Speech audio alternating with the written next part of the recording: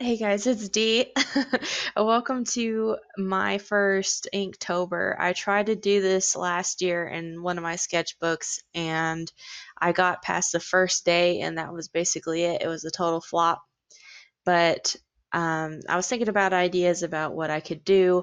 I was looking on Instagram for different lists because, they make those lists, whatever they're called, prompts for Inktober, and there are some really good ones, but I wanted to just take and steal from everybody else, and I thought I shouldn't do that because it just.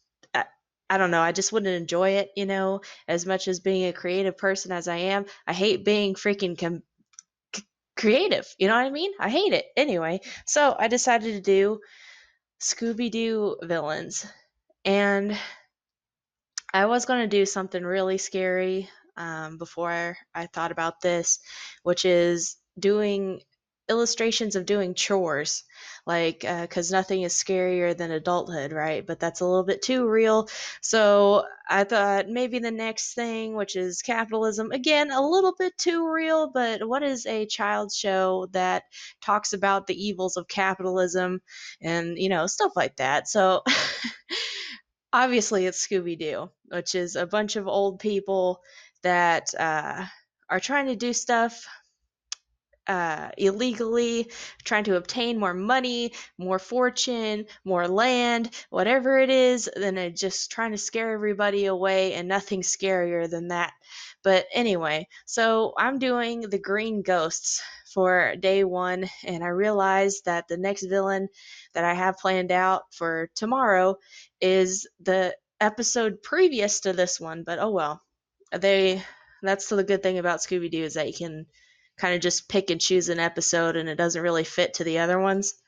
Um, so, what I'm going to do is read the synopsis of each video uh, or each episode of Scooby Doo that these villains are from, and I'm just reading them straight off of the Scooby Doo Wikipedia. And the Green Ghost is from the episode A Night of Fright is No Delight. So let's just get started then. Scooby, Shaggy, Freddy, Daphne, and Velma, basically the gang, are boating to a spooky mansion on an island. Scooby has been chosen as the heir to the late. Okay, now get this, people. Scooby has been chosen as an heir to the late Colonel Beauregard Sanders.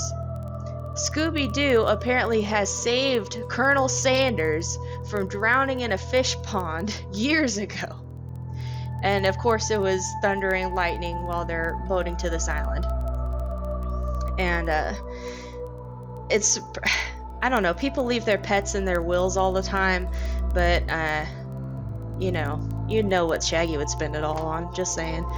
The Colonel's lawyer, Cosgood Creeps, comes to greet them and ushers them into the house.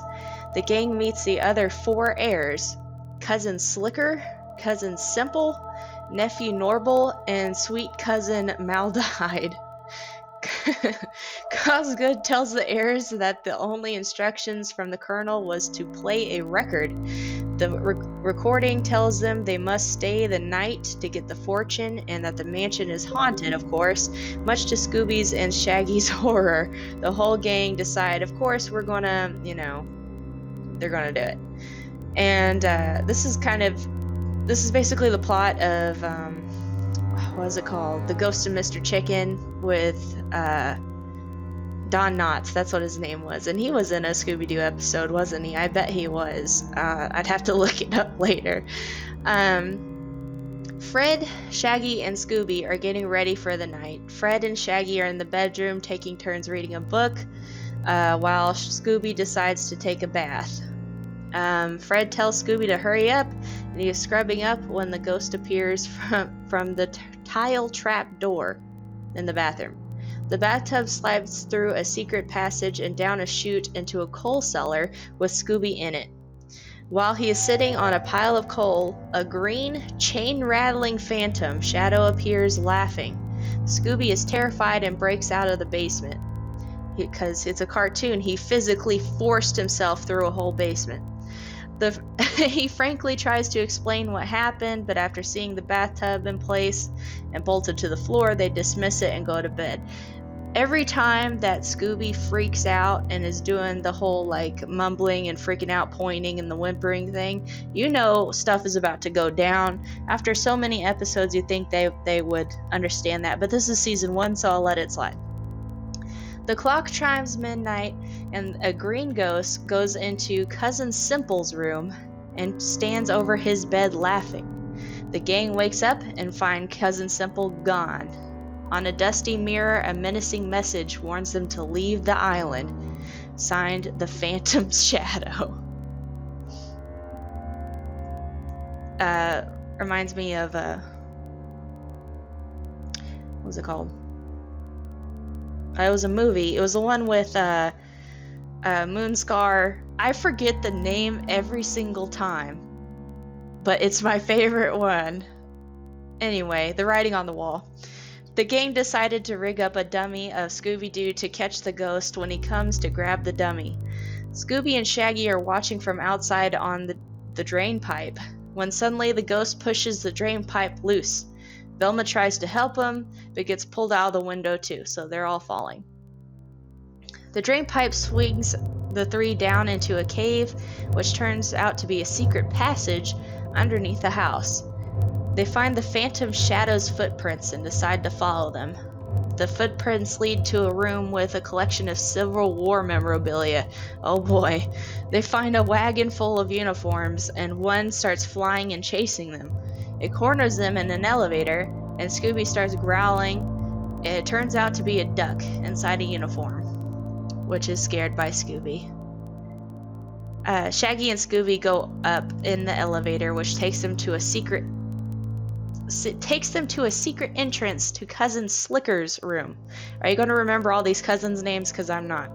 Cousin Slicker is missing as well. So we have 2 cousins gone.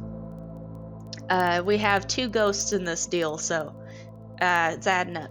The gang all met up and realized that all the other heirs are missing, and Scooby is the only remaining heir, so he wins by default, right?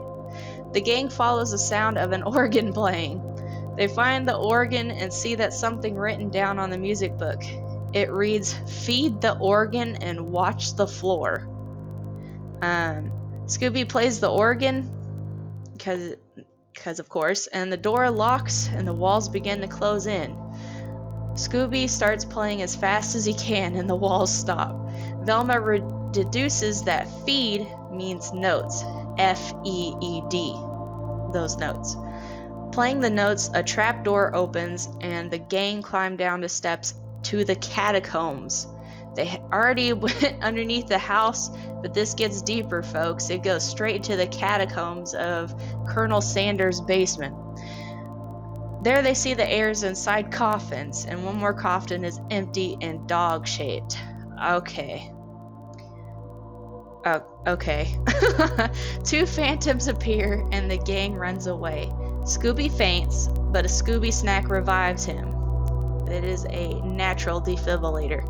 They continue running and finally hide in a chandelier, but one of the phantoms cuts it loose and falls to the floor. Separated, Scooby and Shaggy find a wine rack and use the corks as ammunition against the phantoms. They then run into the closet and merge wearing dress clothes, set up a record player, and start dancing with the phantoms, leading them into the organ room. Shaggy opens the trap door, and they send the phantoms tumbling into the basement. I thought we were already past the basement. Oh well. After the gang meets up, Velma notices that Shaggy has gotten green paint on his hands. That gives Fred an idea. They devise a trap, including a fan, soap suds, a spring-loaded ironing board, and a washing machine. Fred is the... did MacGyver become a thing before or after Scooby-Doo? Another thing I need to look up. It backfires when Scooby-Doo turns on the fan, not only too soon, but also the wrong way, and the entire contraption goes airborne.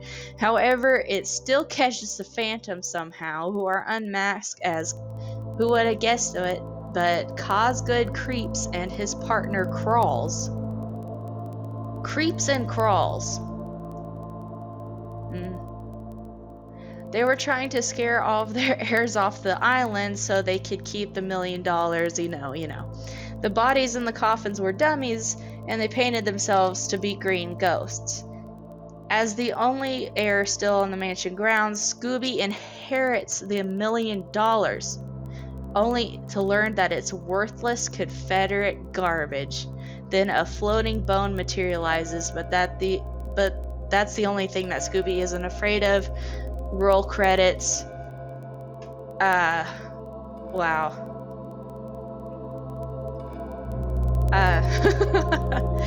Okay, well, I hope you guys liked this video. I'm going to be doing it every day in October as much as I can, and I'll see you next time. Bye.